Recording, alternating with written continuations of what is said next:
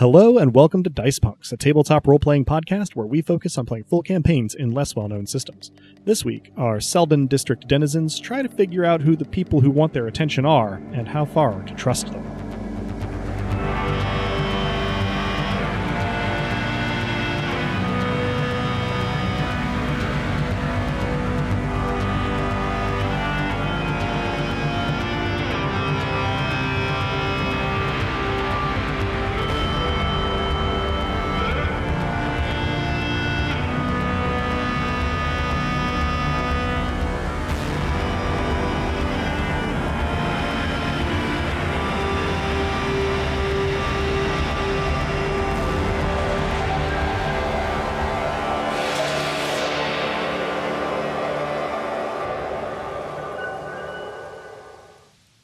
Hello and welcome. I'm Adam, your friendly neighborhood game master, and joining me are... Hello, I'm Drew, and I'll be playing Cato Burke, who is neither rich nor text. Hi, I'm Robin, and I'll be playing Callisto Armitage, but as you guessed it, that's Officer to you. Hi, I'm Dez, and I'll be playing Luke Byrne, better known as Matchstick, and I'll be judging you for your OPSEC. My name is Nick, and I will be playing Ing. He's an android, and you may be too. How would you know? How There's would discourse you about know? that on Tumblr. Isn't there like an entire test about that? I mean, If it goes Turing wrong, it test just tests aside, whether you're a sure. lesbian, I think. Yeah. Well, no, it's not. I would not even think the Turing test. You just select all the pictures that have a street light in them, right? I think you By have that- Might be the opposite of the test. Maybe those were selected by androids. Maybe there's more androids than you think. And I think you have very different experiences of CAPTCHAs than I do. I mean, in actual fact, what the CAPTCHAs are doing are training the androids to pass the CAPTCHAs, which is Yes. there's layers to this. It's CAPTCHAs the whole way down. My experience with CAPTCHAs is that I am much more exacting than their algorithm is, so I will pick all the ones that have a piece of a bike in them, and it'll be like, I don't believe you're not a robot. Do it again. All right, fine. Fortunately, this is not a setting in which there's usually ambiguity about whether or not a player character is an android, although I suppose there could be some philosophical questions about what the exact sort of lines are. But having established that, we can probably get right into our recap of last time, which in this case is going to come from Ing. Right. Well, my day began with a kind of loud noise outside of the room. And there was this mural outside that was being grey ghosted or painted over. And I don't mind saying it scared the shit out of me. I thought we were under attack and I had a bit of a flashback, I suppose. I guess that played into me being on edge and nearly had it out with Cal. But that's a conversation I think that's has been aborted for the time being. Meanwhile, Cato and Byrne found that there's either an incursion attempt on our sleeping monstrosity or device that we had liberated. My guess is that it might have been from that ferret droid that I saw before. We did our best to kind of wall off the enclosure. The whole frontispiece is a bit more secure than it was before physically, but we'll see. Later on, there was a bit of a power struggle, really, between Cal and Byrne. It had the trappings of a childish, let me in, no I won't, ask nicely, but I don't know. I think that there was more going on there than meets the eye. Then, in the midst of it all, some bloke called Canopus entered the frontispiece. Was really a bit mysterious at first. We, looking for particular books, just browsing bit by bit by bit. And it turned out was really kind of looking to, I think, investigate more about our sleeping passenger. And said that they'd be back next week. we did get a credit card that said that their real name was Caleb Dryden. Later on, gosh, I wish I had some connective tissue, but Cal was called into her job and yelled at by her boss, Tupper, for the warehouse fire. And finally, Cato was contacted by both Bronwy and KB. No, Cato contacted Bronwy, asking whether we are being targeted by someone, and K&B contacted Cato to see if it's all good with Byrne. So we're still working out, I think, overall, who to trust, who not to trust. And that includes each other, but more and more so, it seems like our true enemies are lurking in the shadows beyond this inner circle, such as it is. We'll see what happens next. Thank you so much. That does bring us right up to the present. Cato will have just gotten the message from K&B asking if Matchstick is mad at her because she thinks that she's been blocked. And we'll resume play here in the Frontispiece at around 1 p.m. on Saturday, January the 4th, 2020. Take it away, probably, Cato, having received this message. Yeah, my immediate response is, did you ask 3 to 6 questions consecutively without offering answers or information? You get a series of about 25 periods all in a row, followed by all lowercase, maybe. Yeah, here's your problem. Not sure whether he's mad, but you might be on timeout. Can I help? Responds, well, that's good to know. And good to know that someone's at least as paranoid as I am. Well, I'm hoping you can help. A pause if you wish to respond, but you do get the little notification that another message is forthcoming should you choose to wait. I very actively do not respond. Very well. So, in fact, you know what I do? I begin to tap out a message, then I delete it.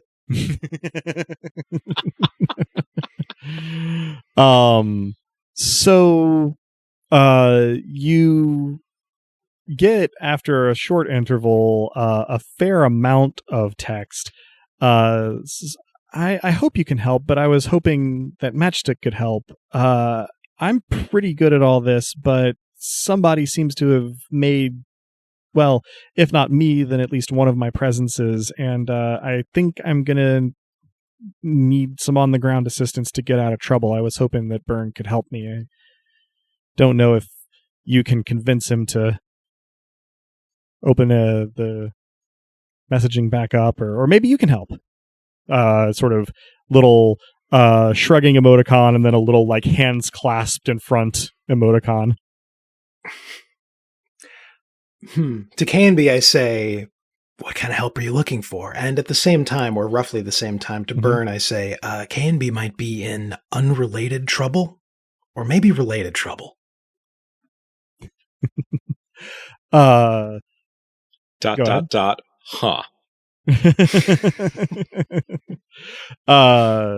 K&B responds a little evasively with corporate trouble. I may or may not have accessed something and used it to make something.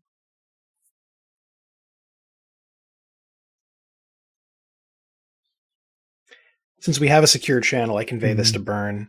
No answers with no help without explanation. Are you communicating this to Cato or to K&B? Cato. Very well. Congrats, Dad. You're a go-between. That can was Byrne not come in out character. and play? The message says, "Can Byrne come out and play?" Can Matchstick come out and play? I say that that rule about questions might also apply to requests without explanations. And this isn't me talking. This is the one who's more equipped to help.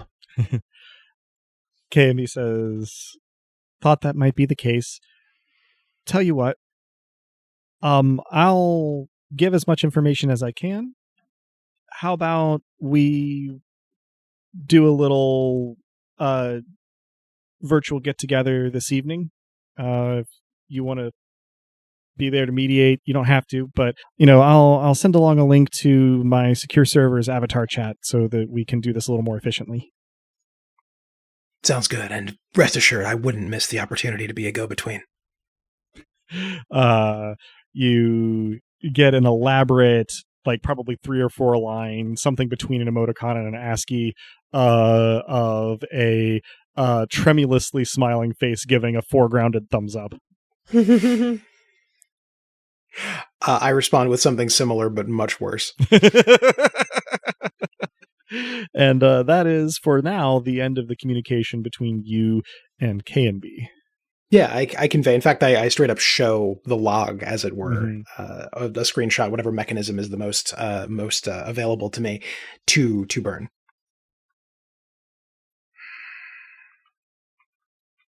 The fact that it's not on neutral ground. Expected, but also a frustration. Guess we're doing this, though. Seems like doing it in some form is probably not a bad idea, but I think if you responded and asked for a change of venue, well, I think Canby would just be happy you responded. Is there a way to set up, Adam, some manner of neutral ground such that we would not be, per se, walking into a digital trap that does not require letting K&B with unknown motivation or subordinateness onto my turf? Not without involving a third party.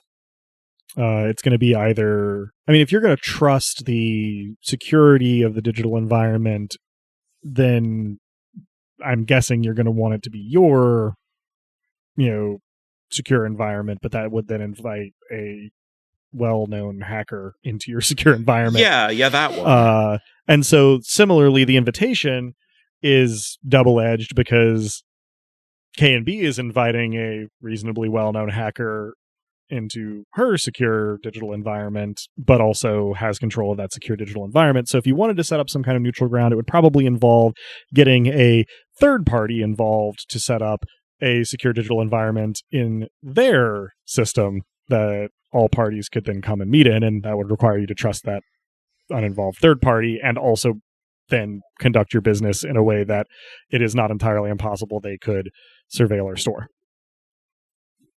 Currently, I'm Switzerland, but I'm also not a hacker. So.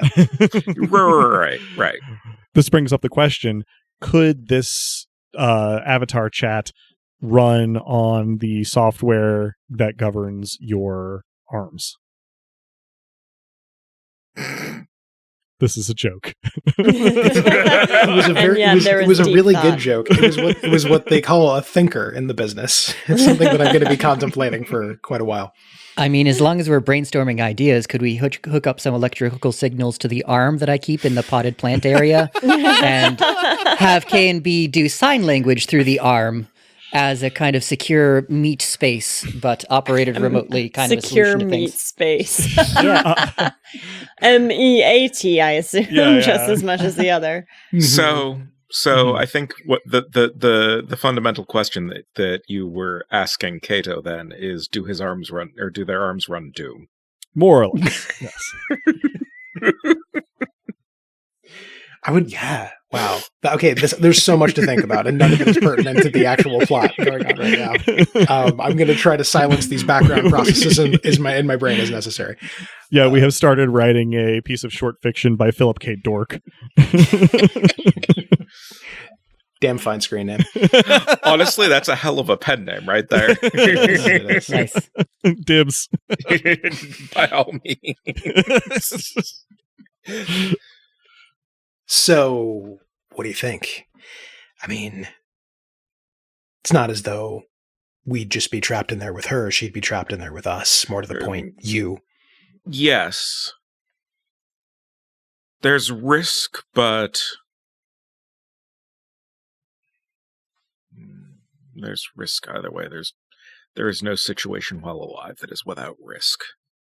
That's a good thing to remember, yeah. Yeah, I hate it. Yeah, I know. I say, not unkindly. I hope that came across. Oh, yeah. No, it's clear.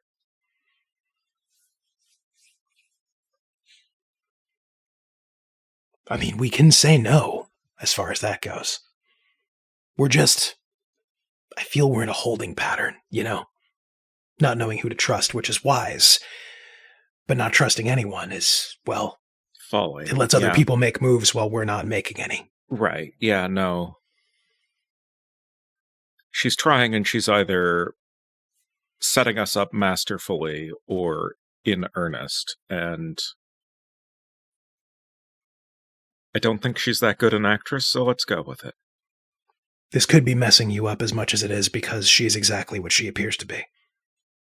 Which, who fucking does that? It's kind of gauche, but here we are.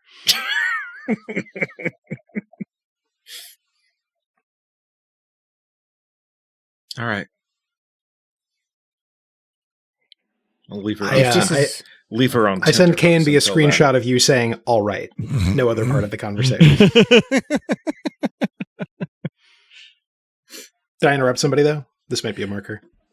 Yeah, at a dramatically appropriate moment, I'd like to ask Cato a brief kind of question or have a brief conversation. Yeah, I think we've closed that that first negotiation. So bring it on. All right, and presumably I'm just kind of hanging out the store in the wake of Canopus's visit. Is that right? Yeah. So, yeah. As far as I know, everybody is still in the frontispiece. All right, and we're. In fact, I look up and as though to say, "Oh, right, you're both still here."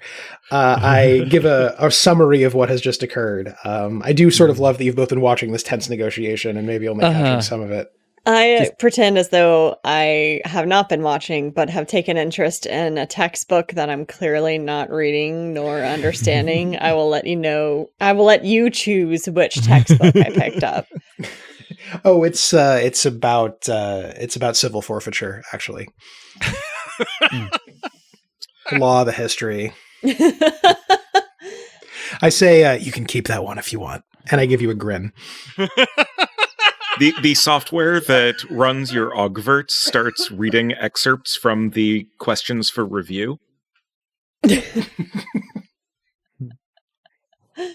Well, now that you've looked up from your text messaging device, I'd like to just say, Cato, not to be a ratbag about things, but you had mentioned, this job of getting this device, and that there might be some kind of a payment coming from that.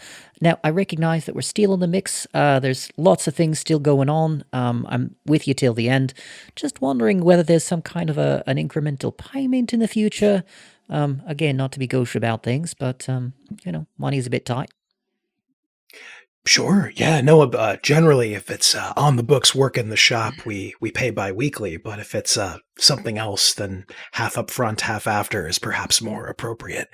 I don't have any cash, so this will involve me embezzling in front of the officer, I say out loud. I roll my eyes and hold the textbook higher as though to hide my face. Point of order question, Adam. Mm-hmm. Economic shock? Is before you start a mission. So it is looming on the horizon, but has not been rolled just yet.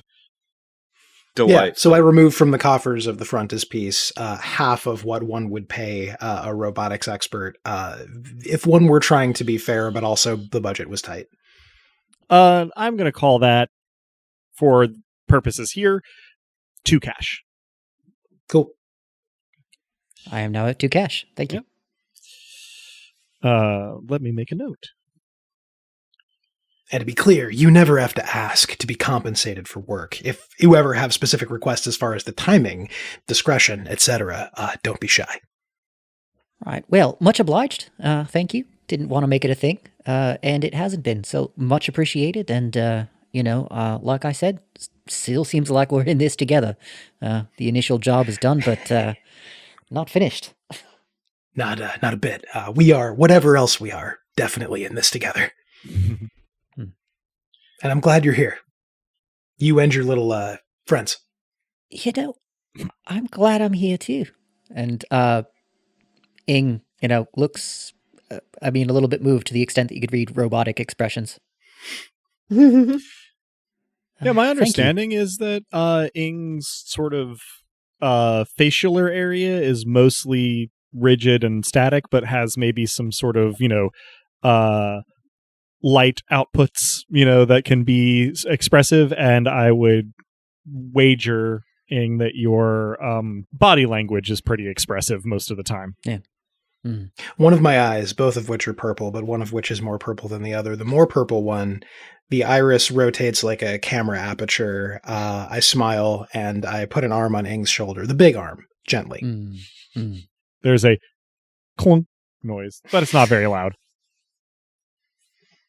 I continue to pretend to read the textbook that I'm not paying any attention to. This one is actually a used textbook. So the only thing that catches your eye is a doodle in the margin that is cartoony but very identifiable, of sort of a mischievous comics style child peeing on a PSS moped. I close the textbook. Sharp sound. And I shove it back onto the shelf and pull out another. The discussion questions from your arm continue from the first textbook. I ignore it pointedly. Yeah, I'm assuming that pretty much everybody is ignoring the discussion questions. They are mostly sort of very bland history comprehension questions mixed with somewhat arcane legal questions.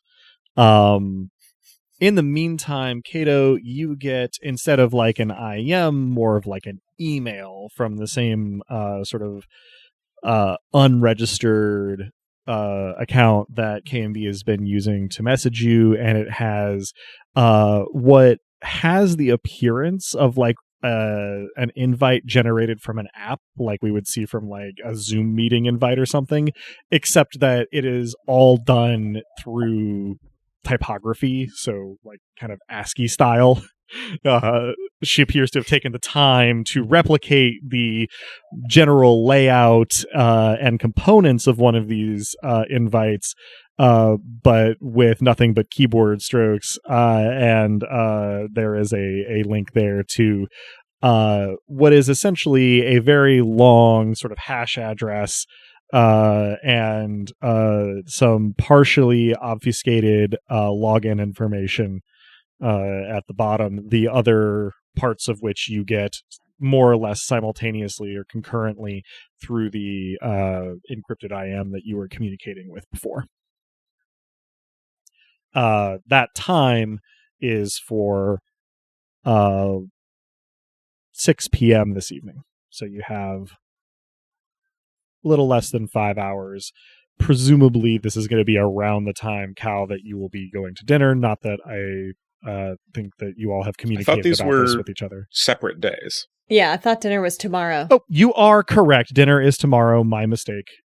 Well, the list of traps we're potentially walking into is expanding, as is the list of ways we're potentially getting some actual information. A day's work. Do you need extra security? Your arm tells you that your help would not be useful in this situation. I don't acknowledge anything that my arm is saying.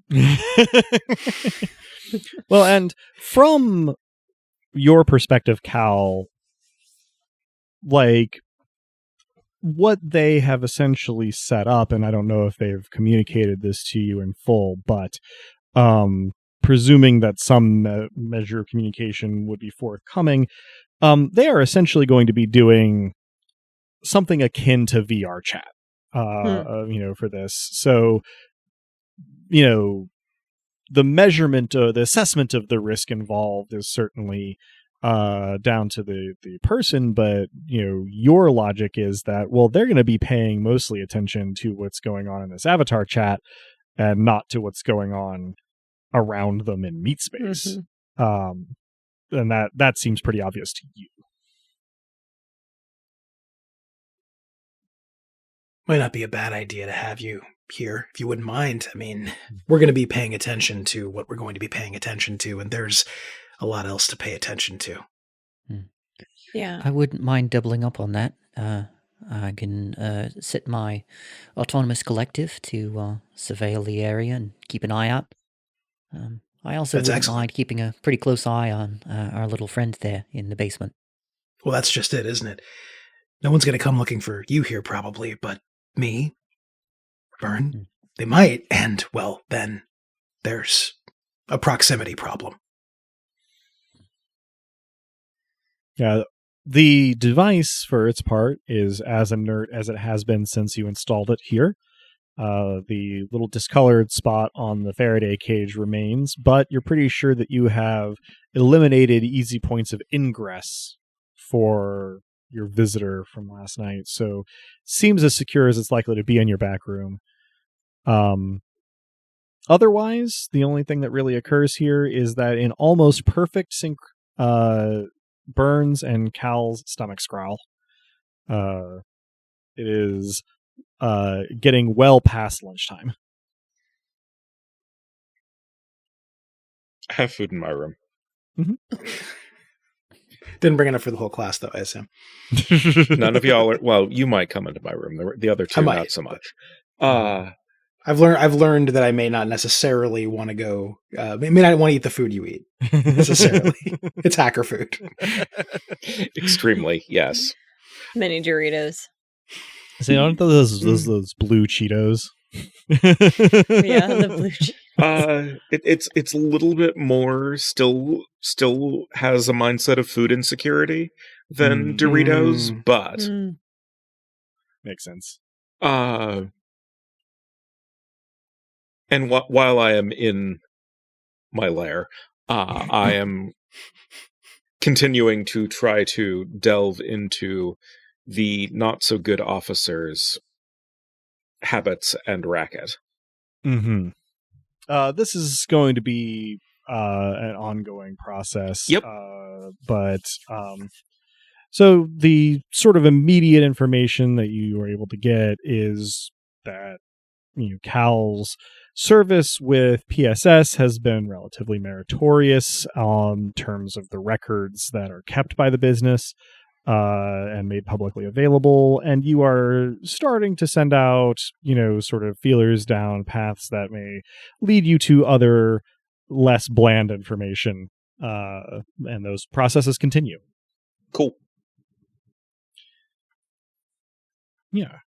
So Byrne is eating hacker food. But anybody else calorically dense, right. Health hacker food, I suppose. This does just make me think that you microwaved a sweet potato and started eating it whole. I'm not that feral anymore. Beans and rice. Yeah. Beans and rice, but in a blender as a smoothie. Oh. No. I think that is cursed. I think at this point, I have a toaster oven that I put the sweet potato in and some toppings for it. Oh, that's positively civilized. Yeah. Right. I'm almost tame. So instead of the self-domestication process is ongoing. Yeah. You're the raccoon that comes to the porch every night. Instead of shredded cheddar, it's Cheese Whiz. Oh no. Kato, as a point of interest, do you... Adam, it's Velveeta. This is out of character for the time being. Mm-hmm. I do eat. I have sort of a composite system. So what you're working with and what a purely flesh and blood person is working with, I'm somewhere in between. Some of the bits are artificial, but I do need to eat. I probably need to eat less than your average non-android, but I can't avoid the issue entirely. Gotcha.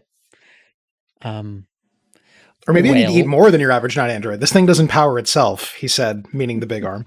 But it works differently in any case. In my head that you basically had like a power cell system for the big arm. That makes sense. Yeah. That actually that might even be on the character sheet, and if it isn't, it should be. So yeah, I do. Yes, I do eat is the simple answer to your simple question.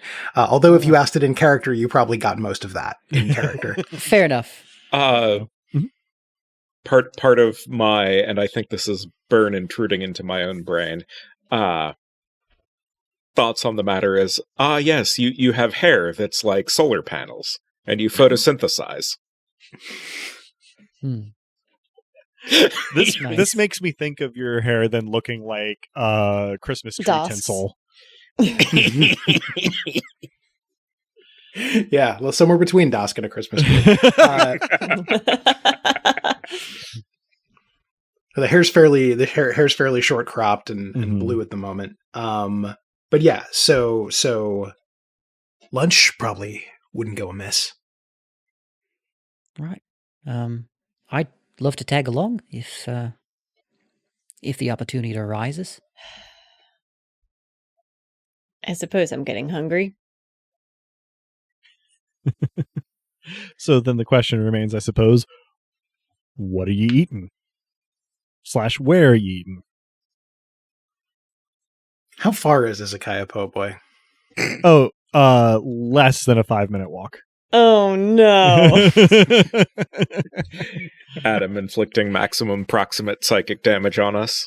Yeah. Does this mean that it's within the good officer's potential racketeering range? Almost certainly. It is fairly new. So you haven't set up an arrangement enfolded yet. Yeah. Yeah. It's also within delivery range of Bronwy, right? So it's sort of a neighborhood institution. Yeah, this is the thing, right? Is institution, that, sure, like a prison. Selden District is pretty compact, right? Once you carve the sort of main campus area out, what you have is sort of like a slightly curved, sort of edge, and then kind of propagation inward. And it doesn't take a whole long time, especially before classes start, to get to a place that you know the route to from any place in that, sort of, I don't know, vaguely crescent shape with corners. So yeah, it's relatively easy to get to. Bronwy hasn't led me astray as far as sandwiches in the past, for whatever it's worth. Oh, that wouldn't be my pick, but might as well. And so the three of you, Byrne? Yeah, the three of them. All right. The three of you head to Izakaya Po' Boy. In fact, I say on the way out, and there'll be someone around in case things happen. I tap the walls as though he could be skittering through any of them. And how do you know I'm not? Look, we did Something Is Wrong with This House already. It's true. It's a good point. It's a good point. That was a prequel. Yeah, that was.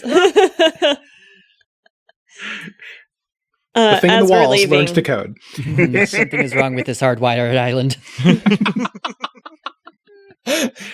Robin? As we're leaving, I mutter loud enough for the assistant to pick up, "I wish they had donuts," and then glare at the camera.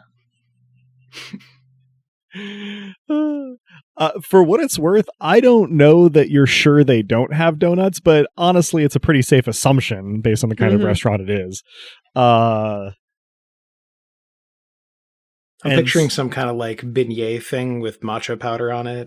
Gosh, I absolutely would not order that. your green tea beignet.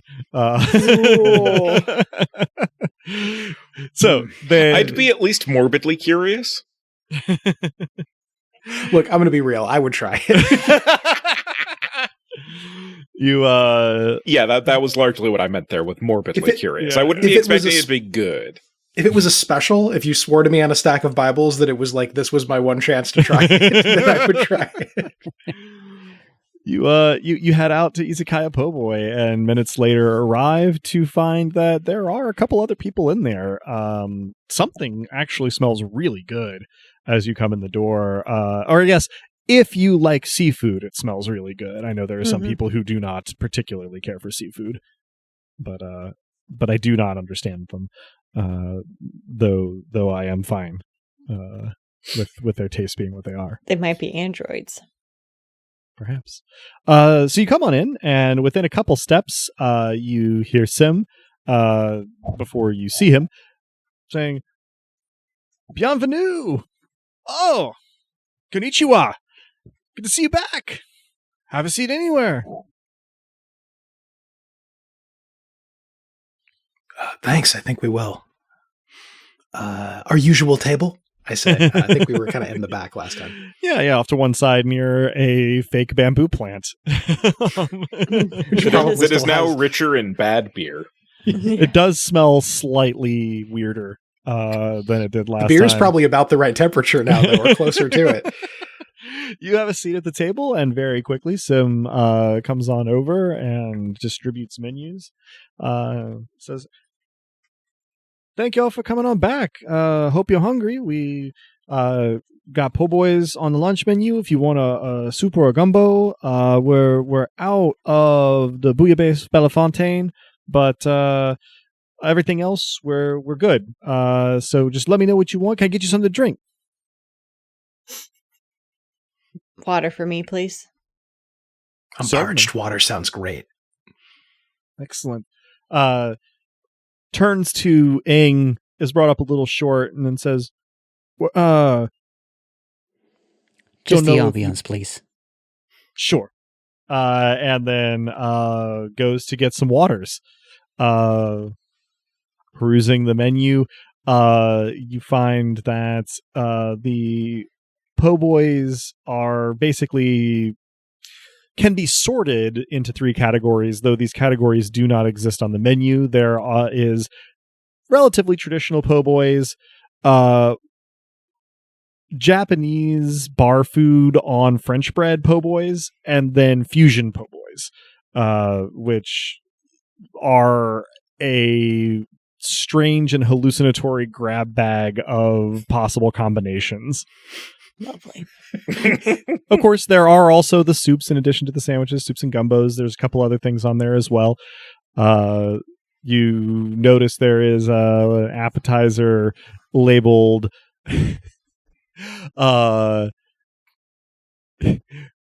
nachos a la Shibuya is one of the appetizers.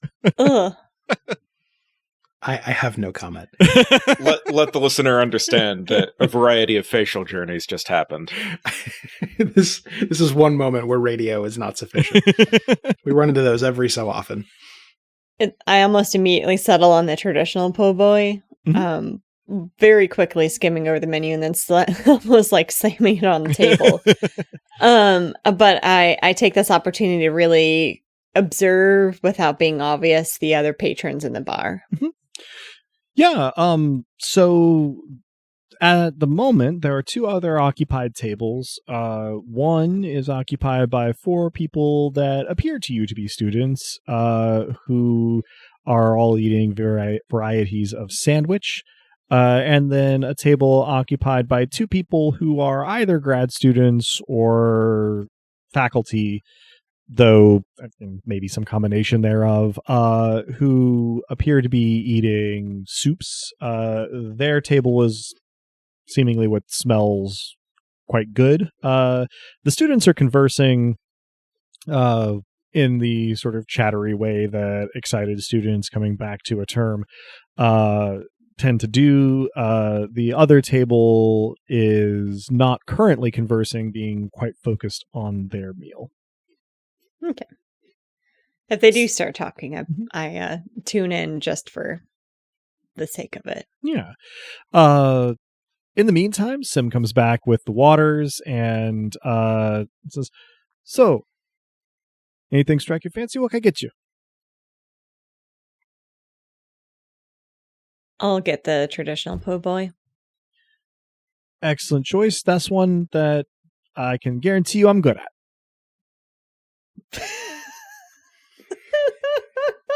At least he's honest. That's the one you're good at. Which one's your favorite? He goes,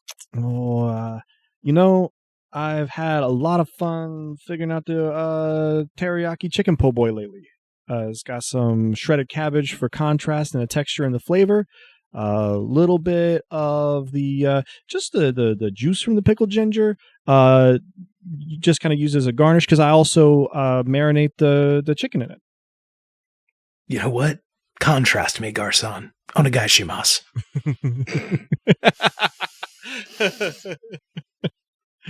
I order some donuts for delivery. They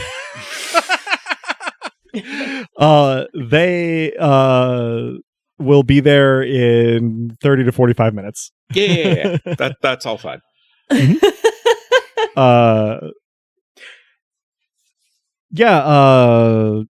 Sim seems extremely happy to have repeat customers, and he comes back with your sandwiches in pretty short order. Cal, honestly, your traditional sort of beef au jus po' boy with lettuce and tomatoes looks great. The bread is fresh. He points out that he bakes it in-house every morning. And Kato, your teriyaki chicken, the sort of glaze that's been applied to it seems great. You're a little less sure about the rest of it. But trying it, it's maybe not a lost cause, but this version of it may not be its final form. It may need a little bit of tweaking. The chicken itself is very well cooked. The sauce is good. The pickled ginger marinade is maybe a bad idea. And shredded cabbage does not have any advantages over lettuce in this particular application. Bread's Truly great, though. A land of contrast. Around about the time that you are getting into your sandwich, Cal, the older pair sort of finishes their soup courses for lunch and do begin to converse, though they seem to be taking care to be quiet. Can I bank out anything? Well, I mean, let's have you roll for it. Look and see here. Investigation? Not sure it really applies here. Let's just do a straight Clever. cool. Oh, okay. I mean, I guess you could do clever if you are willing to be, like, sort of noticeably listening in. I'll do cool. Okay. So that'll be 2d6 plus 2. Oh, I'm rolling wonderfully / terribly today. 2 2s. All right. So that'll be 6 total.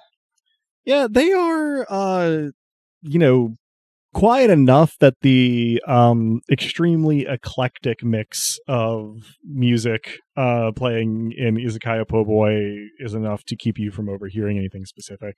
Are they near a bathroom or a place where I could try to get Sim's attention? I mean, they are sort of all along the opposite wall. You guys are along one side wall. They're along the other side wall, a little closer to the entrance. All bathrooms and kitchens and things are further toward the back, away from the door. Okay. I send a text in the group chat that they're having a hushed conversation.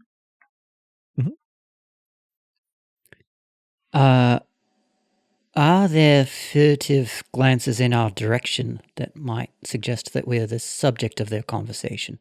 No, but, sort of looking in their direction, there are emphatic but restrained gestures. Doesn't seem to be openly hostile, but maybe a little bit tense, the conversation they're having. if I don't get a response in a timely fashion, I say, I wish we had a good enough hacker to figure out what they were saying.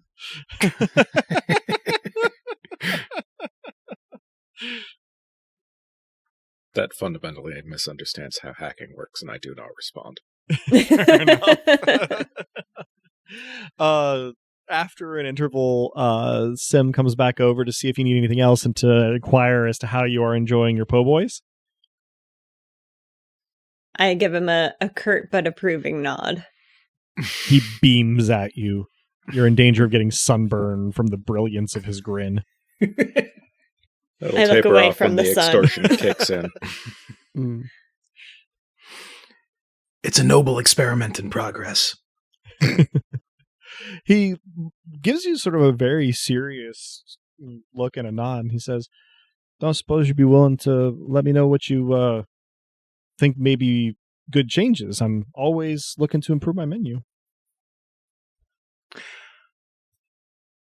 You are very good at a very specific thing that you really don't want to do.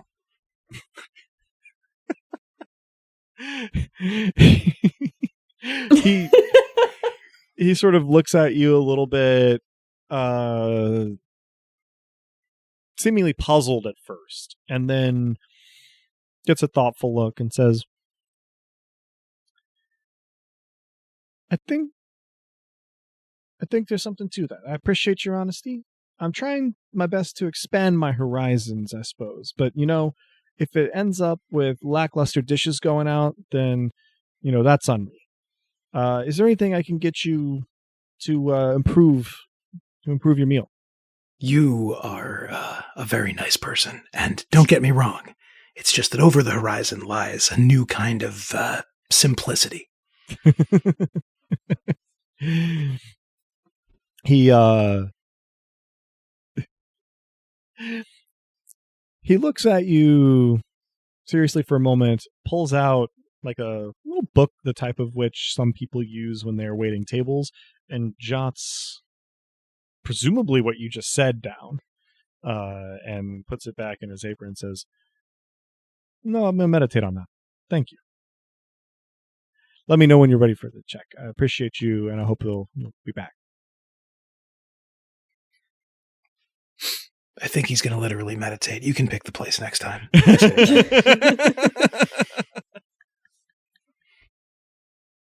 I feel like this is the fad of this campaign. No, not nearly as repulsive. No, this is not engineered to harm a specific player, so it's not that. Mm-hmm. It is. It's ambient psychic damage, yeah. Yeah, I was going to say a little bit coming into it wasn't necessarily the plan, but is coming to occupy roughly the place in this campaign of a bug zapper, where you really shouldn't get close to it, but you can't help it. How's the ambiance? This to Ing. Yeah, it's in perhaps better than the food. But the company's immaculate. I know that I've been silent in the corner for a while. I've been pondering something, and I'm not sure that it's the right time to bring it up, but I'm not sure that there is a right time to bring it up. Cato, I'm interested in both of your thoughts on this, honestly, but Cato, you might be in a unique position to answer. With the full body prosthesis, and gender, I've been, I guess, wondering, what does it feel like to identify as the gender that you do? I think for a moment, and then I pat the big arm with the small arm like I'm patting the hood of a car and say, this baby can fit so many genders.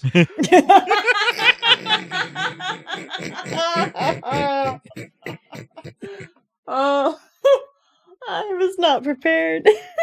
There's plenty of talk about gender being a spectrum, and of course, biological sex also a spectrum, expression also a spectrum, but there's another spectrum people don't talk about, and that's gender seriousness. right? For some people, they need to be in one specific place or they're simply not happy. For others, the very idea of finding a specific place is a recipe for unhappiness. These tend to be the people who, I don't know, enter a state of gender anarchy. I think I might be the latter. Interesting. I mean, it's like neither. Yeah. In Cal, my what do you think? experience, it's kind of like trying to fit into a box that's too small. It took someone kind of pointing it out to me, but I don't know. Some people might be content in that box. I'm not. Thought-provoking. I mean, obviously there's kind of an intent behind my design, but I'm not quite sure how that maps on. I've been going by he, him pronouns by default, because that seems to invite the fewest contradictions with assumption, but I guess I don't know how it feels to other people. You Well- do whatever feels right and experiment until you get there. That's well said. That's well said. The only thing you should probably avoid is defaulting. Or avoiding contradictions. Gender is a contradiction. Probably a series of them. It's a lot to think on. Appreciate it. In any case, I guess our next move is just to see what next moves are made against us as we continue to probe for more information on a particular situation, huh? Indeed. And, hey, if you ever want to talk more about that thing, it's a hard thing to start thinking about. And then once you start, it's a hard thing to stop thinking about. Yeah. No, I appreciate it. I'll take you up on that. Thank you, Cato. Thank you. I honestly, if I'm being completely honest, I didn't expect that much candor from you on the topic. That type of candor comes rare and few between. So enjoy it while you've got it. I take a sip out of my water pointedly like it's a beer or liquor. I watch you slug the water down, visibly enjoying the moment, probably annoyingly. From just a few feet away, Sim chimes in, I mean, what is gender but a miserable pile of contradictions, eh? And then puts the check down on the table and says, when you're ready, and walks off. As I did last time, I leave a tip on a meal that I didn't eat. Yeah, I think we pay and remove ourselves from the situation. So, you pay, leave a tip. Sim takes the check graciously, but others are coming in that he must seat. And so you head out, heading back, I assume, to the frontispiece. As we walk out, can I do one last-ditch effort at trying to eavesdrop on the pair that are talking in hushed tones? Mm-hmm. Give me a cool roll if you would. 2d6 plus 2 for our listeners. Oh, I'm up to 8 at least. A 5 and a 1 plus 2. Okay, so as you are passing by, you are better able to hear them. And you do, in fact, get, if nothing else, one of them is, as you are passing by, referring to the other by name. So you learn that the one who looks younger is named Kova. But they do notice you sort of passing relatively close to their table and clam up at that point. So that's really all you get.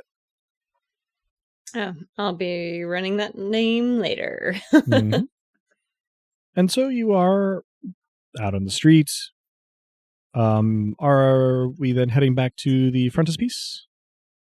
Do my donuts arrive before they get there? Just before they get there, they will in fact pass the delivery person leaving the frontispiece. and donuts are indoors when they arrive. The box is left in the common space. Having just eaten, I ignore it. I do smirk upon seeing the donuts. Sort of your interface lets you know that there is a French cruller in, the cabinet for you. You get terrible ASCII art of sort of an appreciative Frenchman, beret and all. Given that, I have to assume that this is not the first time you've deployed that one, so... No, I've used it several times and it hasn't gotten better.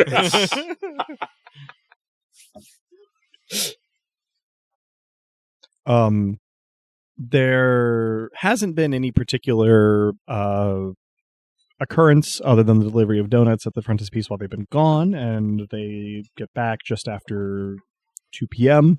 So you've got a few hours until Cato and Burns' appointment. If there's anything in particular anybody wants to get up to, this is a good time to let me know. Otherwise, we can skip ahead. I'm going to look up Kova on 2 different platforms. The first is the GPol website as a whole, and also I'm running it through the PSS records to see if there's anything on Kova in those. Okay. PSS doesn't have anything on anybody named Kova, but a broader search will turn up a frequently photographed fellow, so you know it's the same guy, named Kova Levy, who is part of the Singularist movement associated with AI research. There's not a ton of super concrete information, mostly pop-sci puff pieces. Interesting. All right. I do a little bit of bookkeeping. I think I maybe say that if Ing wouldn't mind doing some inventory in the meantime, we got to make sure that we've got everything in case we have some latecomers, as we sometimes do. Yeah, happily. In the books, I make sure to note that I spent 2 cash worth on repairs for the shop. And it is so. Inventory gets started. Though not finished before you will have to keep your appointment. I basically take every opportunity I can to indirectly needle the officer. With permission, I use some of the various kind of materials, electronics, and oils and whatnot to do some basic maintenance on myself. Okay. The equivalent of eating or daily upkeep. Yeah. Oh, yeah. Go crazy. Or prevent yourself from going crazy, whatever you prefer. And reimburse appropriately for, token amounts. Sure. After there's whatever you need is probably in and around, since I have many of the same needs. So, in this way, a few hours pass, and it is getting to be time for Cato and Byrne to keep their appointment with K&B. Did we talk about Kova as a group, or is that this is just Cal No currently? I probably kept that to myself. Cool. All right. Could be something, could not, so no need to share it. Anything that you're looking up on your phone, I'm probably snooping on, or trying to. Currently, I'm going to say that means that the looking into Kova goes into a sizable and growing pile of, I don't think this is a term of art, but I'm going to call it slush data in your ongoing snooping that will be available to you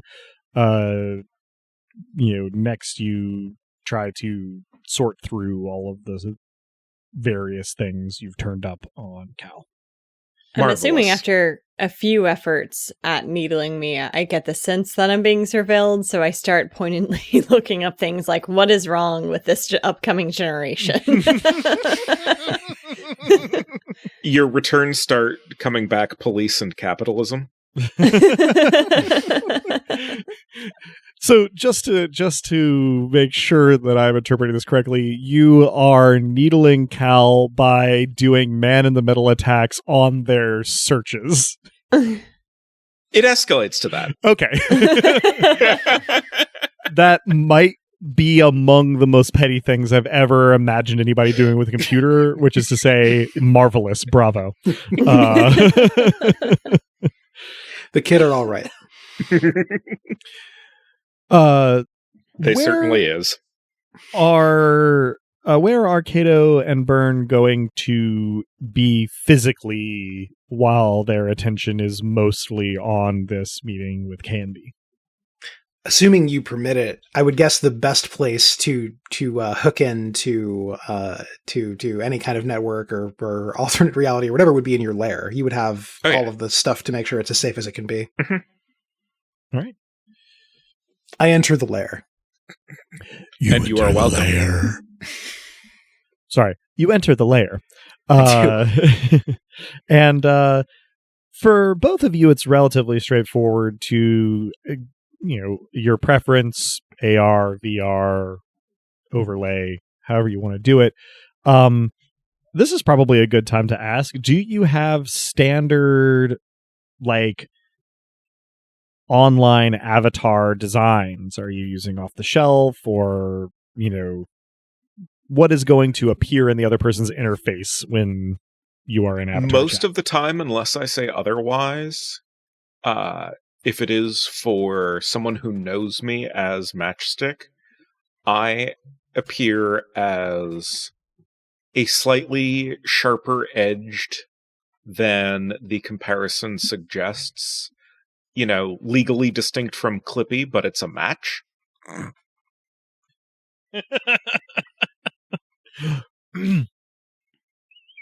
I love this. It looks like you're trying to learn about fucking OPSEC.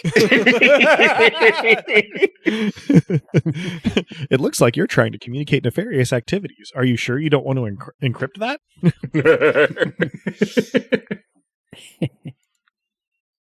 I look like Hecate, which is to say I wear a long flowing robe and I've got multiple faces, multiple torsos, depending on which way you're looking. I'm a non-Euclidean Hecate, so the number might change depending on the angle.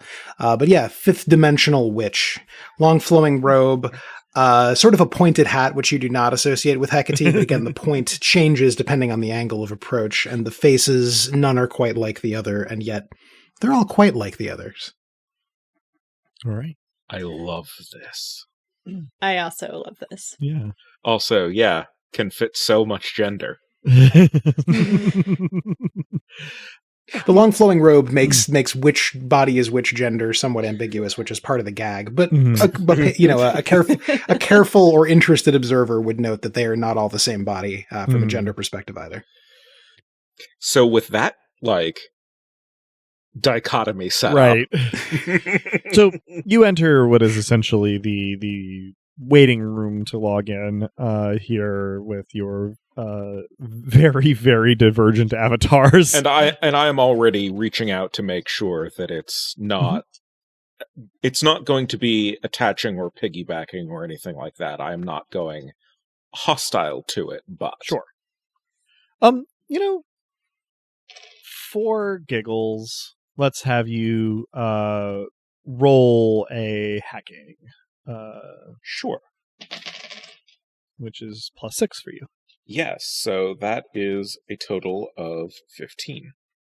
You very quickly get the basic shape of this digital environment, and honestly, I feel like very few things that you don't design yourself pass muster, so I'm not going to dictate to you that it passes muster, but perhaps at least a little bit of grudging respect for the sanitation of this digital space is in order. Okay. the wallpaper, as it were, is not super sophisticated, but is intending to give off swanky Prohibition era elevator with smooth jazz piped in at a low volume. And then maybe 75 seconds after you have arrived, the elevator doors pring, and then open. And in front of you is a comparatively very spare digital space. Again, not a lot of bells and whistles, but some imposing but distinct from one another chairs in a pretty blank space. The walls themselves are just basic concrete texture, but they do have a number of personalized decorations on them that feel like they are dorm room adjacent. Two are skeuomorphic, meant to look like posters affixed to a physical wall.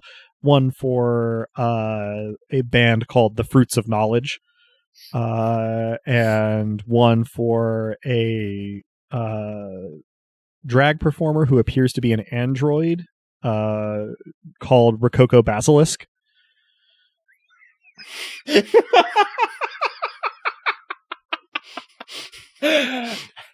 That was a direct hit.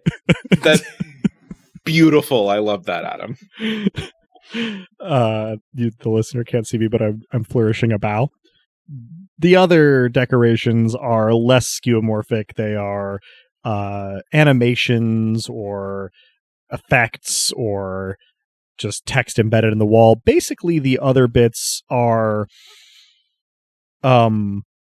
reminiscent of like forum signatures in their aesthetic. Mm-hmm.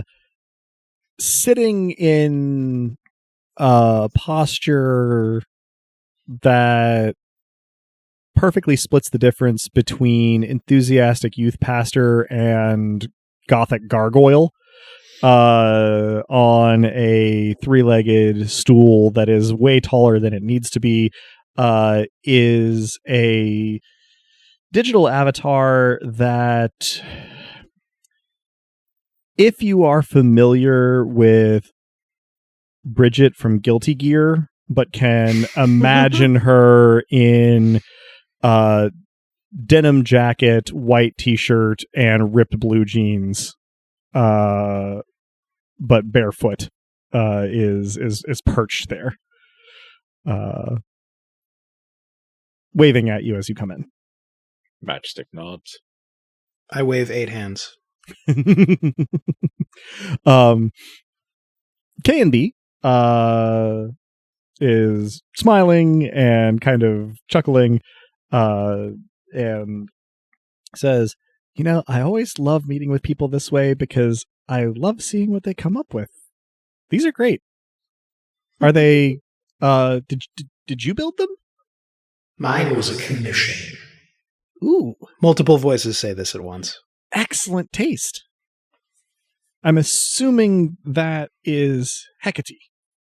It's always nice to hear when one has read a bit, or at least been online.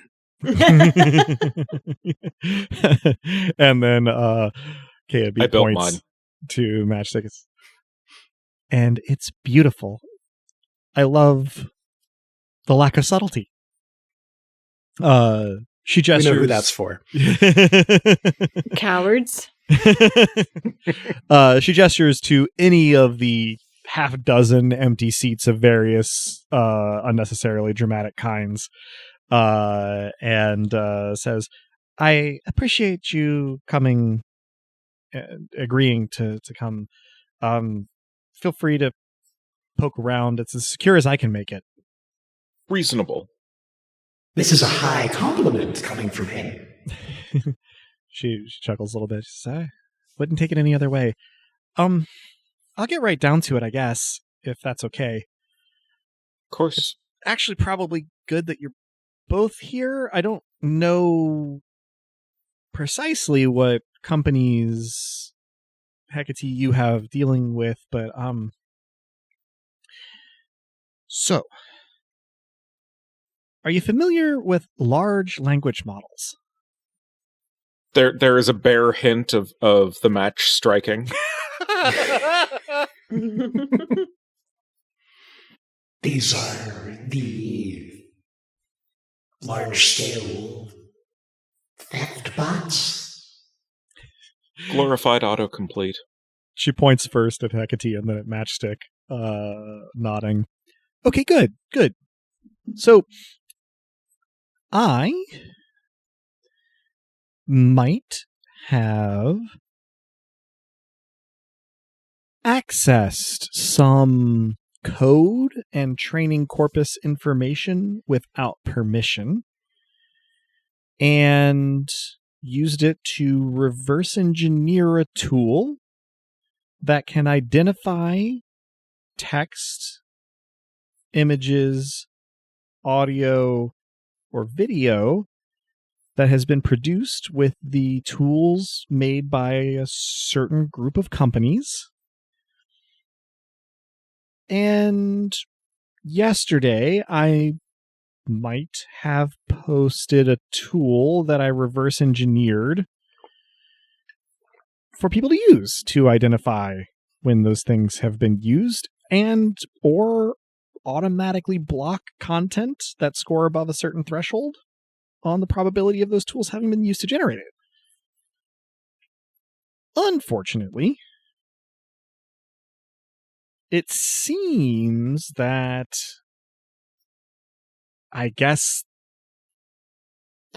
data theft laws only apply to the little guy. And,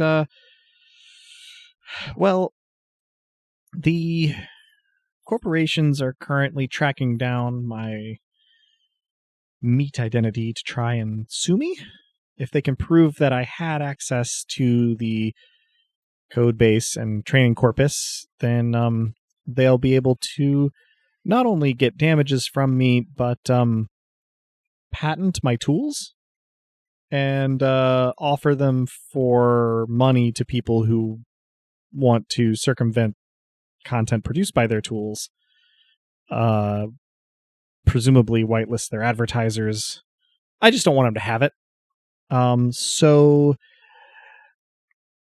I tried to go back in and erase my tracks, but it seems like somebody will actually need to be on site at least one of the company's buildings in order to do that. Does that sound like something you're equipped to handle? Because I'm not. And I don't want to get sued, and I really don't want companies like Vrutech to have, the ability to sell circumvention of their tools as well as their tools. I mean, that just seems frustrating.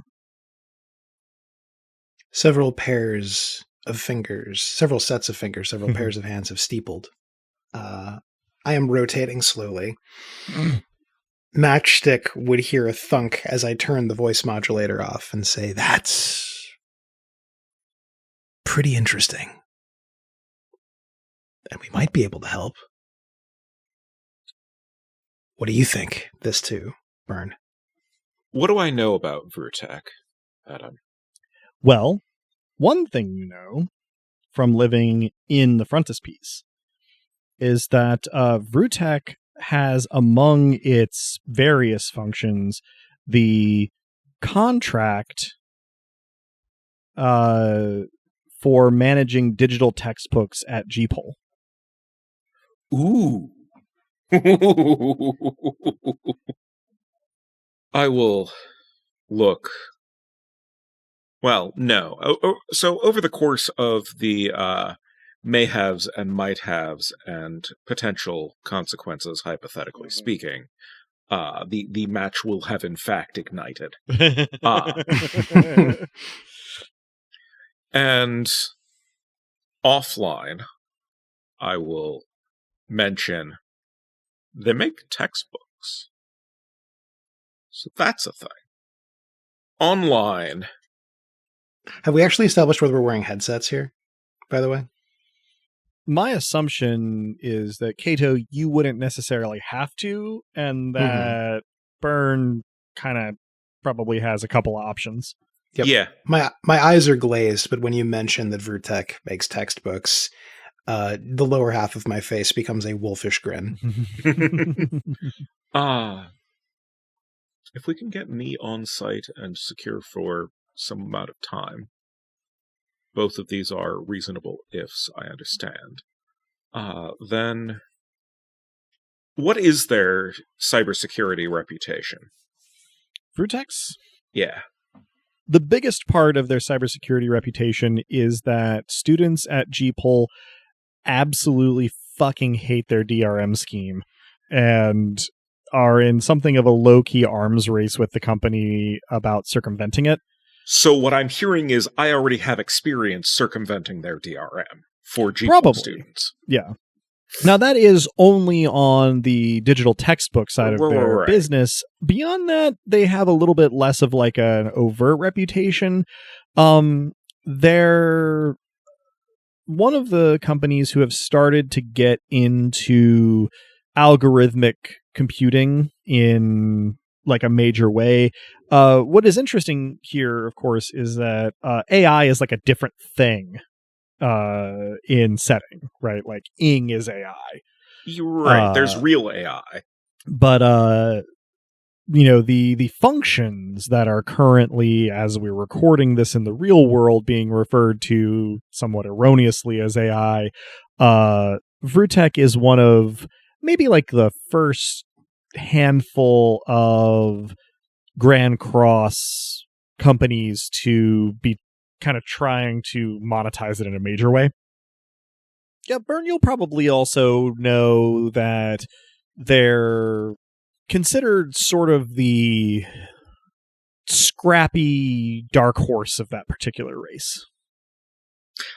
So they don't have as much of a budget. Some of the ones that they are sort of competing with are properly cartel corporations, whereas they only aspire to be. Yeah. Okay. This may be feasible. I don't want to guarantee results, obviously. There's still a great deal of outstanding what the fuck. But I'll set that aside for now. This all at KMB. KNB's avatar claps her hands in front of her and says, "That's the most I can ask, really. I appreciate any help you can offer, and I'll do my best to make sure that,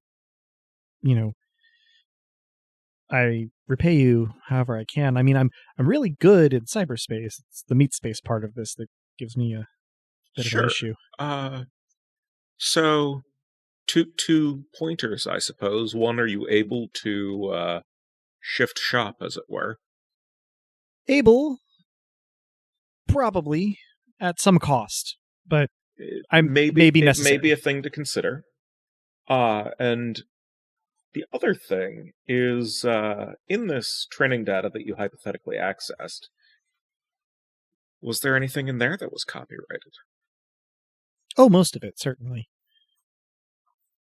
If you happen to be able to offer it up as evidence to sources, that may cause interesting problems for Vrutech. She kind of taps on her chin a little bit and says, obviously the delivery of that presents some potential risk further to you. I would do that before moving shop if you plan to. I think I can probably make something work. Yes, no, this is helpful. I wasn't really thinking too much about the legality on their end, because I was worried about the legality on my end. But you make a good point. This would be unlikely to be sufficient to do much more than cause hard negotiations or, a lawsuit or whatever, but it would certainly attract attention, and not just Vrutek, and the more attention that Vrutek doesn't have on their security is the better for both of us. She nods thoughtfully. Yes. No, that makes sense. Jumping to the real world for just a moment. Ing, Cal, you've been just kind of standing guard while this is going on? Yeah, my droid's on patrol. Mm-hmm. Just kind of scoping out the place. And I think that my physical body is near the inert device that we've got. Just The hopefully And still Cal? inert device. I am essentially taking the rounds, Mhm. the frontispiece, as much as I am able. Sure. And as I do so, I'm simultaneously checking Bacon on my phone just to see if anything interesting has popped up. No particular change on Bacon since you checked it in conjunction with the auction. And everything seems relatively, quiet, chill, up until around about the point where the conversation in the avatar chat is at the point it's at now, at which point, Ing, you're not sure you hear anything at first, but then you do kind of, sort of focus in and are able to verify that the device is not moving, does not seem entirely powered on. So at first you're not sure if you've heard anything, Ing, but over the course of a few minutes you become sure that you are hearing something. And while to all external appearances the device remains totally inert, there's no whirring, no lights, no sign of power being restored, very, very softly you can hear it reciting digits of pi.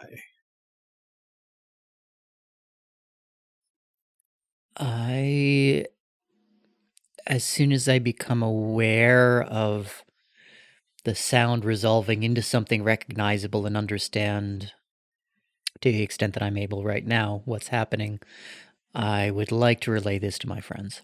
Mm-hmm. So you do receive, all of you receive the message, even those in the avatar chat, pretty much at the point where the conversation had gotten to previously. I pull my gun on it.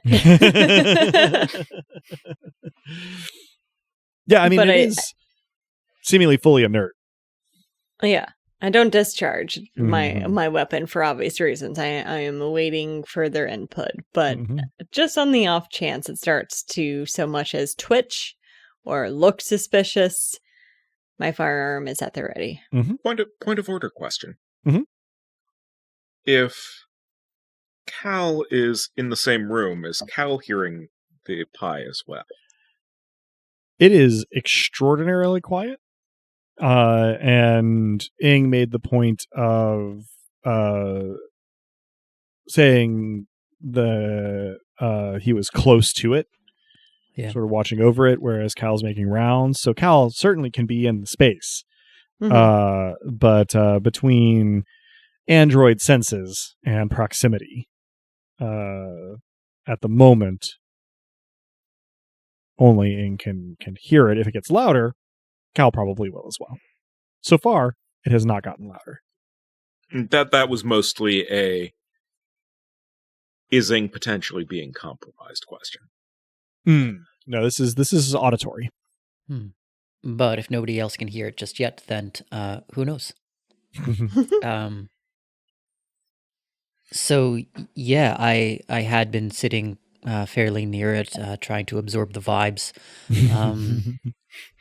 And such vibes there are now. And as a point of clarification, it is currently bound, is that correct? Yeah. No outward physical indication that it is any more active than it's been since you installed it here. Just the very, very vaporously soft sound of digits of pi. All right. I speak softly, just saying, they're there, friend. Seems like perhaps you're stirring. But as long as you don't try to hurt us, we will not be trying to hurt you. Make a cool roll for me, please. That's going to be +2.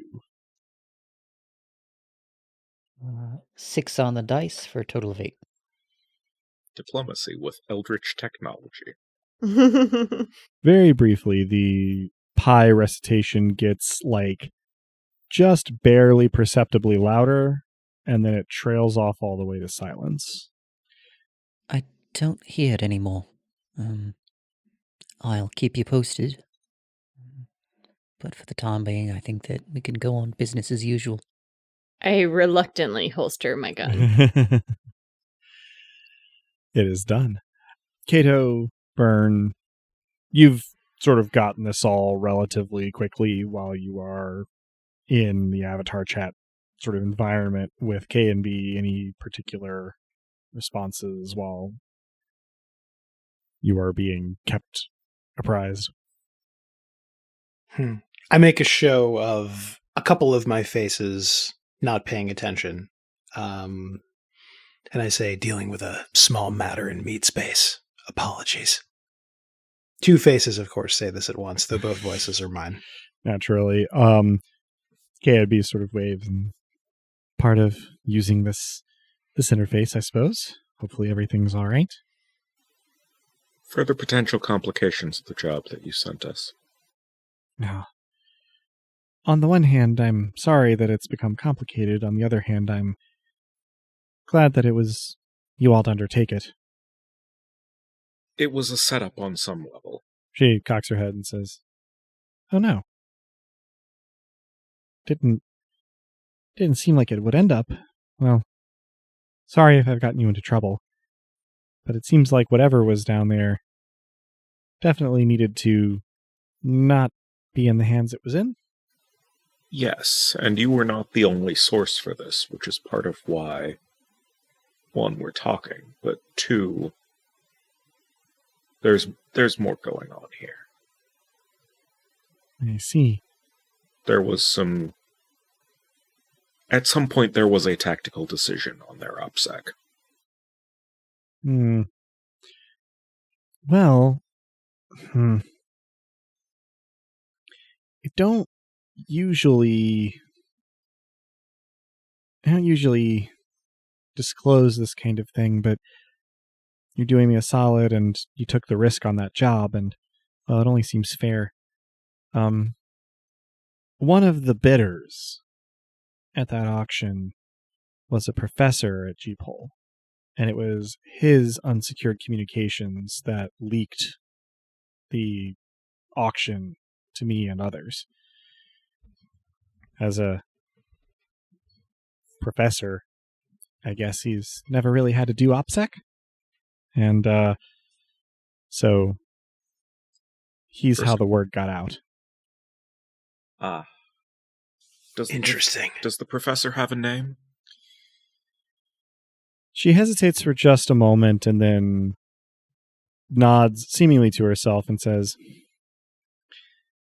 "Yeah, if I was going to tell anybody, it would be you. Ruprecht Vecht. Applied mechanics. Don't know why he thought he could win."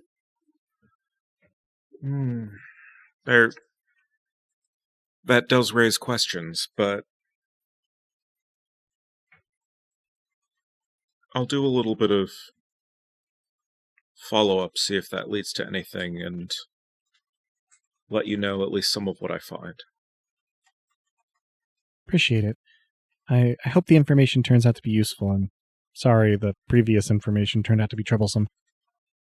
It would have been trouble regardless, I think, but I think our being there made it less trouble. Maybe. In the short term. We'll see. Well, that makes me feel just a little better.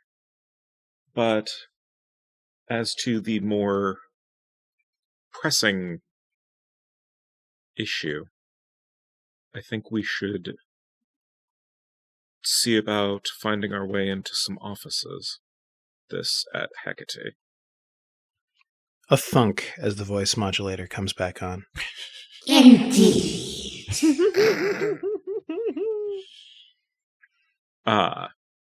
And as I was speaking, the match sort of simmered down and returned to being just an unlit wodge of sulfur and chemicals.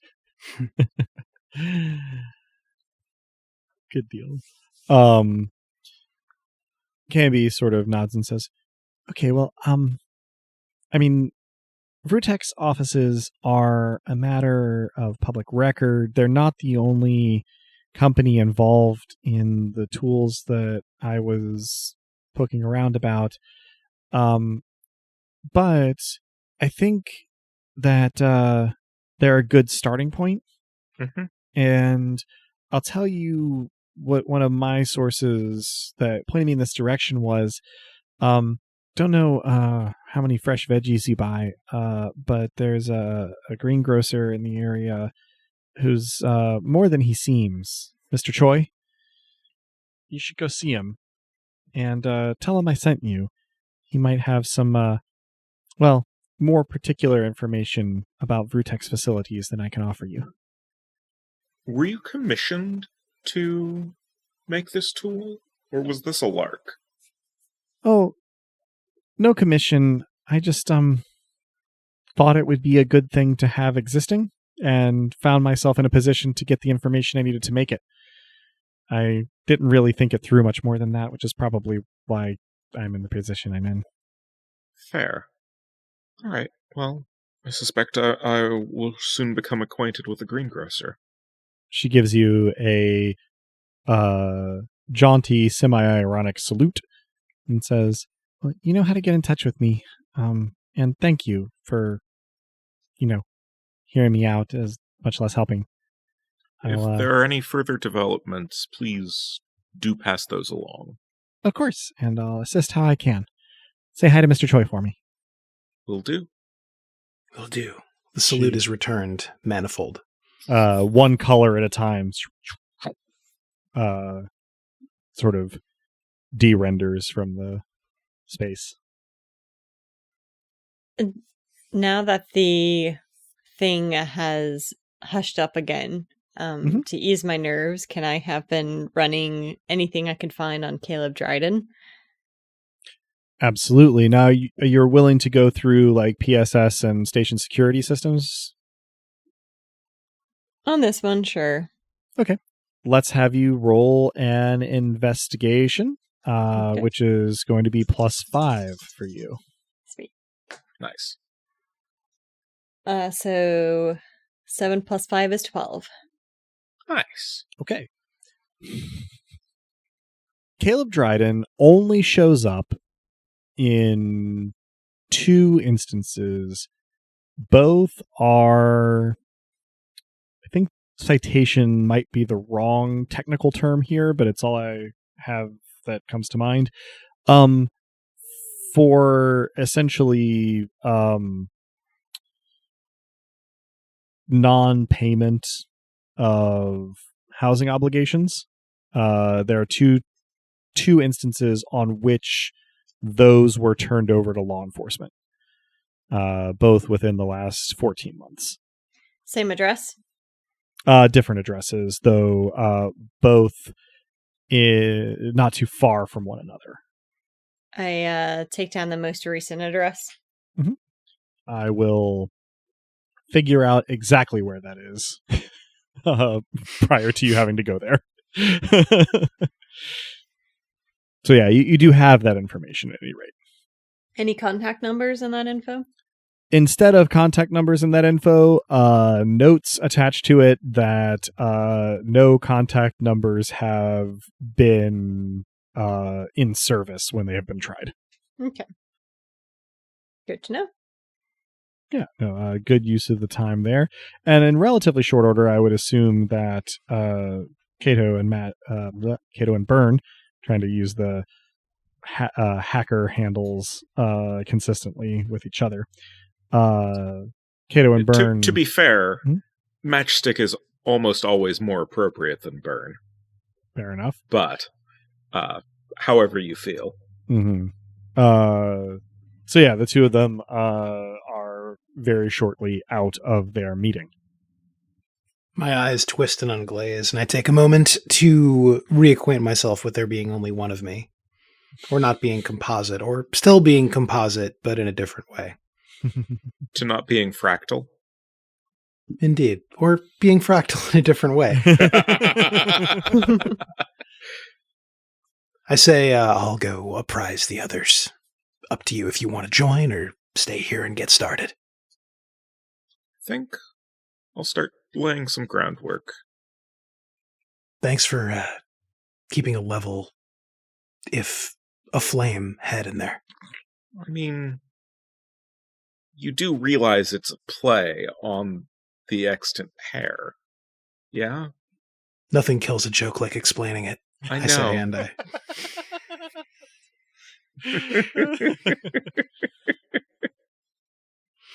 For the record, it's a very good joke, I say, on my way out.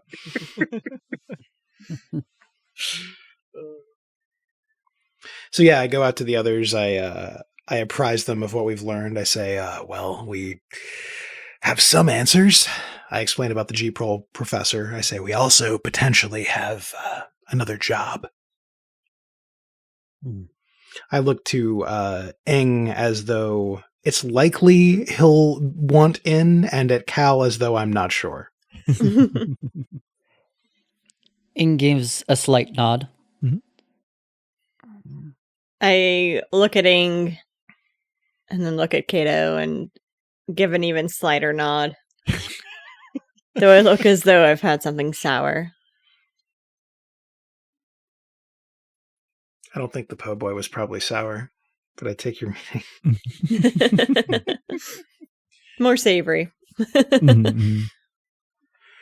All right, then we have a very talented gremlin getting started on this as we speak. I share the information that I learned about our friend Caleb Dryden. That's interesting. I doubt there's going to be anything at this most recent address, but it can't hurt to check out if we need to get in touch more urgently. Meanwhile, with regards to this device, it seems to have stirred, and then gone silent. I'm not entirely sure whether it was responding to just my voice and the auditory stimulus, or if it might be able to understand on some level, or at least process speech. If it's the latter, this is just, I wouldn't even call it a theory, but it strikes me that the recitation of the pi, it's universal, and is it therefore some attempt to communicate with being that it doesn't know how else to reach? Is it pi is, on the one hand, one of the most precise, if not the most precise, number that you can get to, and there's a kind of concreteness and certainty in that, but also unreachable at the end. And so, on the one hand, impossibly precise, and on the other hand, unknowable. Your optimism is don't know cute, what any kid. of that means. Just trying to understand. I guess the question is whether it wants to be understood. No, that isn't the question. The question is whether it's also trying to understand. Yeah. And then on a very practical level, what happens if it wakes up while we're out? Yeah. Nothing good. We know what it does when it lashes out, but we don't know what it wants to be doing. When it doesn't feel threatened, is it just pie all day, every day, or is it trying to achieve something? Yeah. The more that we can find out about it, the better. But in the meantime, we can't just wait for things to happen. If there is some new job and my skills can be of use, perhaps it'd be some way to occupy our time while the seeds that we've been planting have emerged. Yeah, well said, well said. I just wish I knew what stimulus got it muttering again. That worries me. Hmm. If we're out and it gets excited and there's no babysitter, then what? Yeah, and what or who is it that tried to breach containment from the outside? Another There are question without answers right now. a lot of candidates. I would guess the Well, professor. Applied mechanics. Probably has That's an something to interesting do thought. with the drones. That might be worth looking into.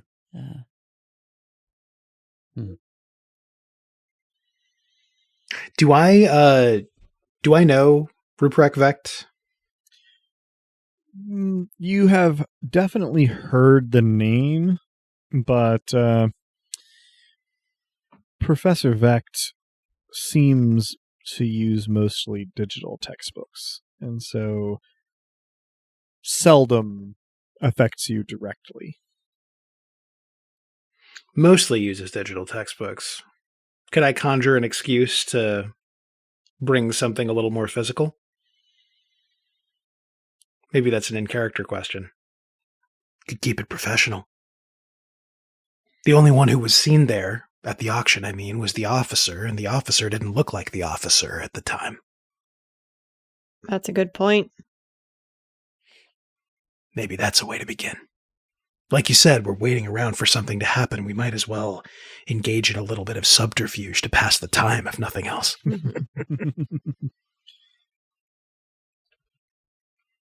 Yeah, I think it's time to act, especially with the PSS. Well, that hornet's nest been kicked, so... What does Rupert Vecht look like? Out of character, the relevant query here is whether this person was one of the pair at the table at Izakaya Po'boy that I was not present for. Well, if we take the question to be something that is an investigation eventually shared among folks who were there, it is likely that the other person at the table at Izakaya Po'boy was indeed Professor Vecht. He has relatively few distinctive features, but his faculty directory photograph on the GPol website has the somewhat unlikely combination of receding hairline and flyaway hairdo that was present on the other person across from Kova at Izakaya Po'boy. Darn. I guess it didn't roll well enough to recognize his voice.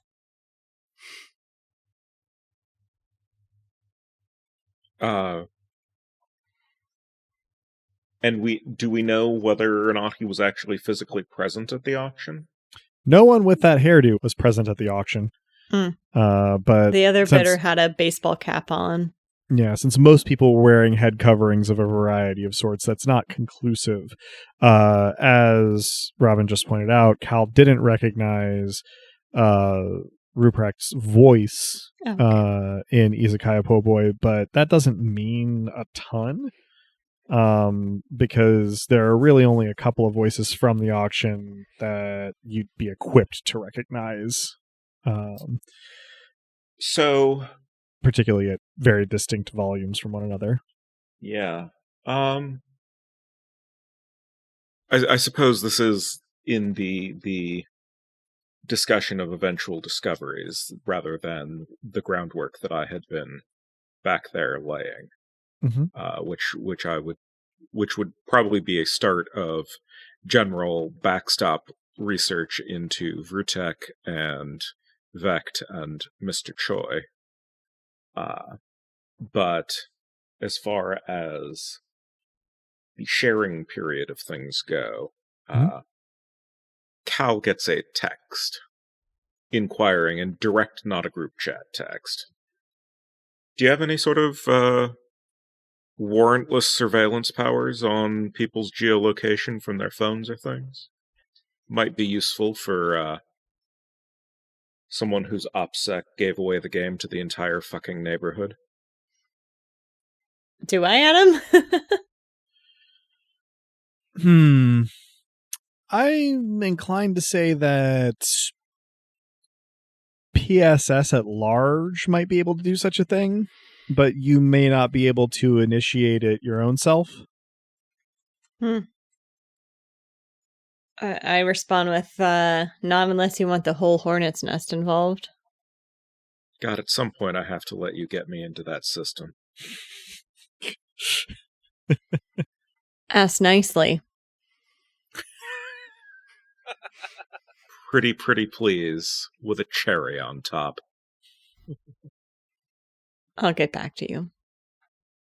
It strikes me that as we move into the research phase in this Saturday evening for our next undertaking, this is a pretty good time for us to take our first roll for economic shocks, as it happens before every mission.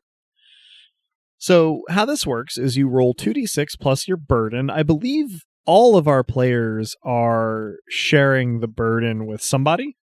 So that means that you get to treat your burden scores as one lower to a minimum of 0. Okay. For some reason I thought it averaged. That's nice. I'm glad that it doesn't, because I don't want to do the math. Fair. So you'll roll 2d6 plus your burden. On a 13 or more, you suffer an economic shock, and on a 15 or more, you suffer 2. Ooh. Okay, so 2d6 plus burden. So I got a 4 and a 1 plus 1, so I should be okay. It sounds like you're okay. Total of 9, so I'm fine. That is, for the listeners at home, an adjusted burden of 2. Yeah, my adjusted burden is 1. My adjusted burden is also 1, which means with the dice, that's a total of 10. All right. And you said that it's reduced by 1 if we're sharing it? Correct. Okay, then my adjusted burden is 0, and I've got a 7 on the die. All right. Money bags over there. Yeah. Nobody suffers an economic shock this time. Thank heavens. We will leave the possibilities aside. Since you have to move when you suffer economic shock, how would that work with, say, me? Well, that's one possibility. Okay. For some reason, I thought that was a specific guarantee. No, it is. It is one of the things that can happen. Okay. That would be an especially bad one for you, to your point. Yes. Yeah. Well, Since we'll burn those bridges when we get there. Yeah. So, okay. Point of order. We kind of have a dipartite mission here. We've got investigating Vect, which is sort of to do with the baby babysitting. Main storyline. And then we've got this, I suppose, side quest, for lack of a better term. Is this all preparing for one mission, and is it sort of up to us to decide on our efforts, or do we effectively need to pick which of those things is the mission right now? I mean, currently, the specific objective that you have is in connection with KMB's extracurricular activities. That, I think, is... that's the job currently. That's the job. Yeah, definitive enough goal to be a mission. I like it. Like, the rest is just investigating. We probably shouldn't let fall too far by the wayside since things are in motion. Got it. Into it. Cool. And, who knows what we may find digging up this anthill. Indeed. I was mostly just thinking ahead to what prep might be spent on, or what kind of prep makes sense. Yeah. So at this point, officially, the prep from the last mission is gone now. It's no good. Of course. But we can, probably not this session, but in the near future, begin assembling prep for KMB's mission. This will be much more in line with the time frame that is specified in the rules for prep of, a day per personal prep and a week per group prep to amass these things. One thing to keep in mind is K&B has not given you a budget. Well, a specific timeline. You can kind of establish your own sense of urgency here within limits. And, that's not guaranteed to have no effects, but, unlike the auction, K&B does not have a, I'm due in court on this date or whatever at this point. Though, who knows what the future might hold. These things tend to move very slow until they move very fast. Okay. Well, immediate lead is the greengrocer. Immediately does the greengrocer. I am probably doing some light coding. Well, it is getting into evening, Saturday evening here. You have more information and more direction than you had before. So I suppose the question on the table as we are sort of looking toward wrapping up here is, how are we choosing to dispose of our evenings as we are taking our kind of first steps into effectively mission number 2? I do some light research to find out what books Professor Vecht may have had on a syllabus previously that are out of print and perhaps physical, so that I can come bearing a gift. All right. I don't know what that would be, what kind of role that would be, or if it would be a role, but that's one thing I get up to for sure. Okay. I try to find ways to trace Vecht's sort of digital signal, and otherwise start trying to map out who the LLM players in Grand Cross are, and whether there are any that are less OPSEC even than Vrutec. Well, I suppose this is less OPSEC and more just actual digital security, but Matchstick is Mumbleteen and has very clearly latched onto a phrase. My forthcoming kids picture book, The Mumbleteen Hacker. It's a whole series. The first one deals with OPSEC. That's where it all begins. The second one deals with cops. The third one deals with backstopping, which is how you become real. Cal, anything particular for Saturday evening? Have I already looked up this professor through the PSS networks? You don't find anything. The word on my tongue is crimey on him. PSS, because it's such a local campus specific thing, will turn up that he complained very vociferously when his, let's say, teal moped was dinged in the sort of parking and storage areas. It took like 2 weeks to close the file, but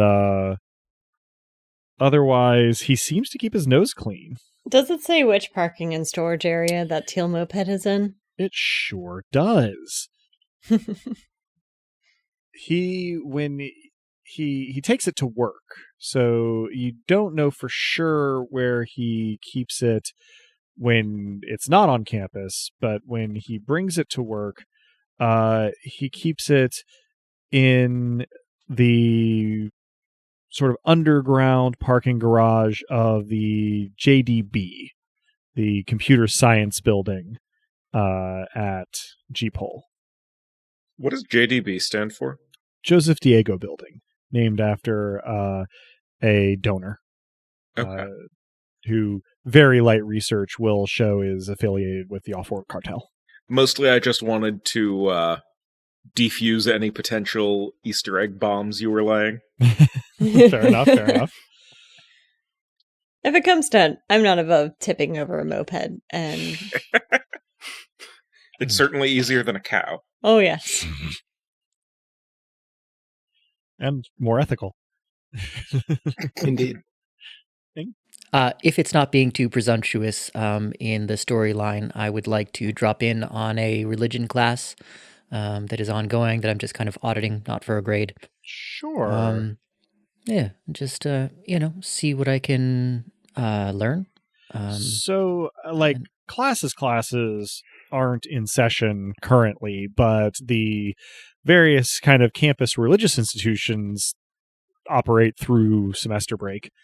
Fair. And you can certainly drop in on one of those. I'm going to semi-randomize what it is you actually end up going to. You go to one of the places you occasionally frequent and are involved this evening with some specifically Zen Buddhist meditation in one of the sort of shared facilities that alternates night to night which campus religious organization it is hosting. Is Cal at the apartment? Cal? Presumably. Okay. Cal, do you mind if I borrow some moisturizer?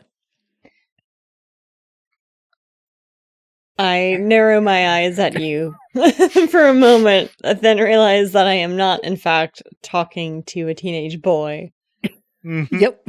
And pass you the moisturizer with a very questioning expression. I just need a bit. It just, every once in a while, need some upkeep. And sure enough, squirt some onto, a gloved hand and take care of the arm. Yeah. I look and the moisturizer tube back somehow and horrified at the same time. The gloved arm probably smells like cheap vanilla. All right.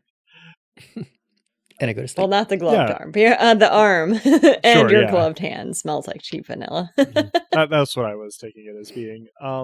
With that, at various times and in various stages, everyone's tasks eventually loop them around to going to sleep. And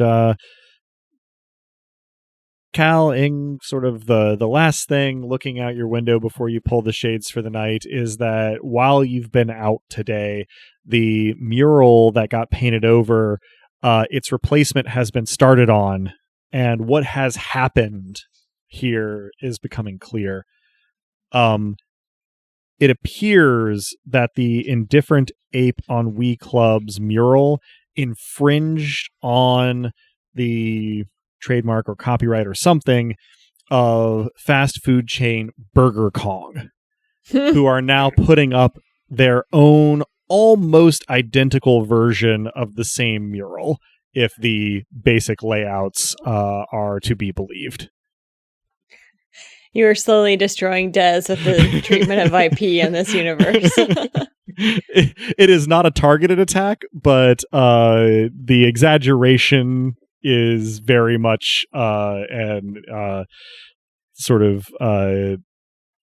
intended gross distortion. I'm just impressed that they can get through a lawsuit that quickly. We may find out the behind the scenes story at some point here, but until we do, I think this is where we are going to end our session tonight. So there's no XP award this time because we haven't hit any particular milestones.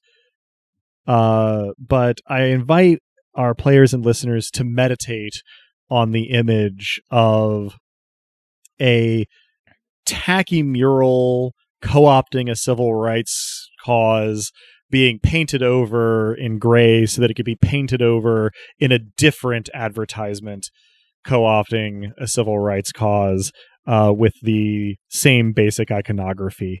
I can't take credit for this entirely, as the mural in question is one of the pieces of art in the Hardwired Island book. So if that sounds very amusing or morbidly incites your curiosity, go have a look at that. Check out Hardwired Island. It's a good one. But that concludes this session of Dice Punks. Thanks for joining us. I hope our players and listeners enjoyed it as much as I did, that you'll join us again next time. If you're hearing us now, you probably know where to listen to this, but we can be found almost any place one can listen to podcasts, as well as on the wider web at dicepunks.com and on co-host and Tumblr as at dicepunks. That, I think we're ready to say farewell, so say goodbye to the kind folks back on Earth, players. Thanks for listening, and, none of us here love rainbow capitalism, but it's much more worrying when you stop seeing it, Thanks for listening, everyone. If you're feeling po' boy, just order your favorite neighborhood officer some donuts. I was wondering if Des had frozen. No, that was me just marveling at the degree to which Robin broke herself. Sign off. Thanks for listening, folks, and you do have to trust someone eventually. Yeah, well, thank you, everyone, and as Adam said, if you like us, you can subscribe, you can share. If you like us, just fluff out your feathers, give us a full-throated squawk, and dance around enthusiastically.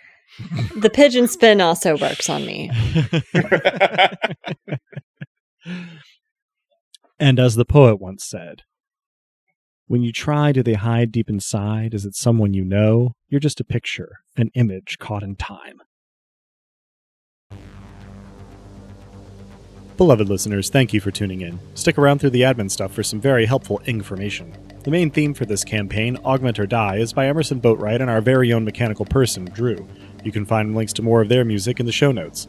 Editing and our cover art was done by Joanne, who's appeared on the podcast now and again. Check out her work around the internet where she goes by Anything So's. Site design and graphics for dicepunks.com are by the one and only Officer Armitage, Robin. Hardwired Island is by Paul Macievik, Freya Erlingsdottir, and Minerva McJonda. You can find Hardwired Island at etten.itch.io/hardwiredisland, hyphenated. Links to the system and authors can be found on the Punk Grimoire section of our website, dicepunks.com. Thanks so much for listening. If you liked what you heard, that's reward enough on its own, but if you're so inclined, you can help us out by rating and reviewing us wherever you listen to us, telling your friends who you think would like us to give us a listen, and even by heading over to our Patreon at patreon.com/dicepunks.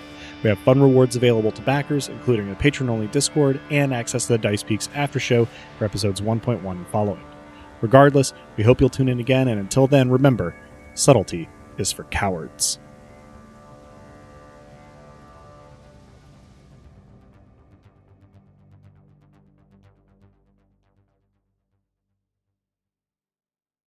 G'day, Sheila's blokes and all folks.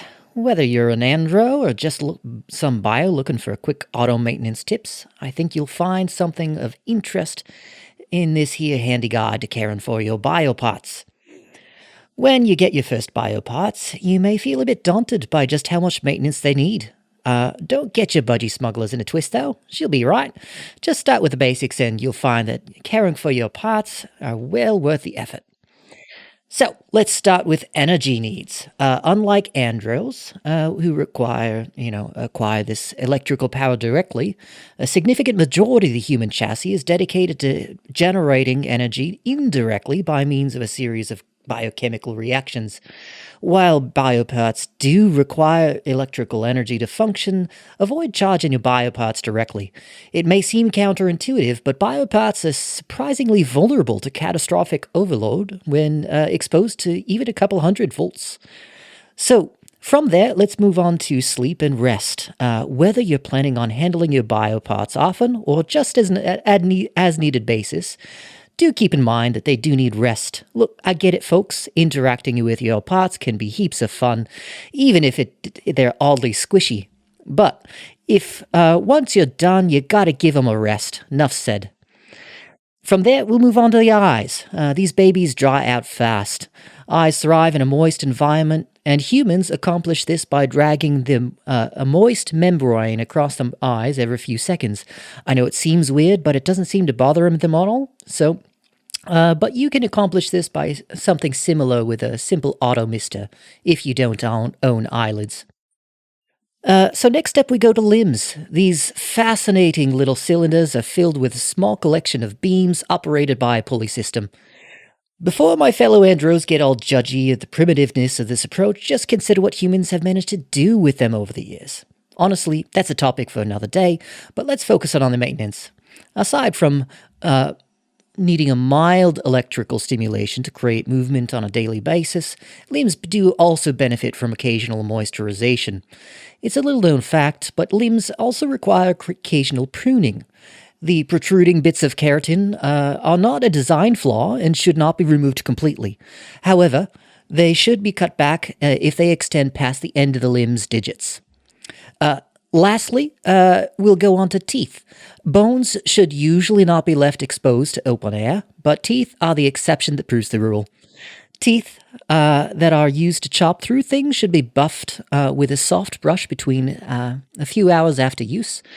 These are often the easiest to acquire, when you're just getting into the hobby, since humans do shed them a few years into their life cycle.